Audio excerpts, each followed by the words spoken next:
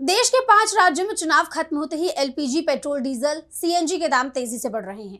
अभी हाल ही में petrol diesel के दाम बढ़ाए गए थे और अब एक बार फिर इनकी कीमतों में इजाफा हुआ है, जिससे जनता की जेब पर भारी असर पड़ने वाला है। वहीं अब इस पर विपक्ष ने मोदी सरकार के खिलाफ मोर्चा खोल दिया है। तो कितने बढ़े हैं पेट्रोल डीजल के दाम और क्या है पूरी खबर, जानेंगे इस रिपोर्ट में।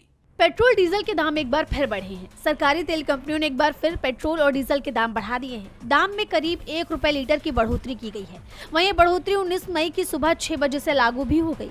ऑयल मार्केटिंग कंपनियों के मुताबिक दिल्ली में पेट्रोल की कीमतों में 87 पैसे जबकि डीजल की कीमतों में 91 पैसे की बढ़ोतरी की गई है, जिसके बाद अब दिल्ली में पेट्रोल का प्रति लीटर दाम 98 रुपए 64 पैसे हो गया है। वहीं कोलकाता में 96 पैसे की बढ़त के साथ कीमत 109 रुपए 70 पैसे पर पहुंच गई है। मुंबई में 91 पैसे की बढ़त के साथ 107 रुपए 59 पैसे हो गए हैं और चेन्नई में 82 पैसों की बढ़त के साथ 104 रुपए 49 पैसे पर पहुंच गई है।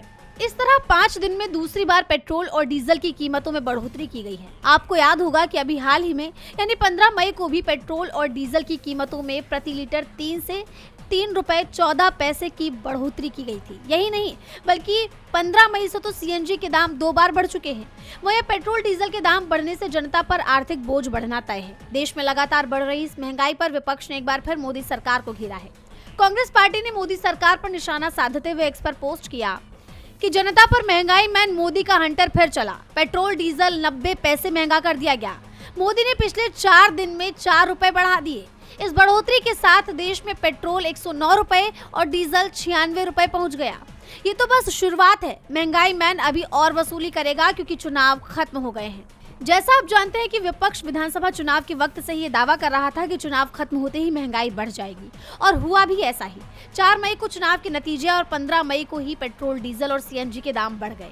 इस पर भी कांग्रेस सांसद राहुल गांधी ने दावा किया था कि जनता से किस्तों में वसूली की जाएगी और अब राहुल गांधी की बात एक बार फिर सच हुई है। ऐसे में मोदी सरकार पर विपक्ष के हमले तेज हो गए हैं। डीबी लाइव की रिपोर्ट।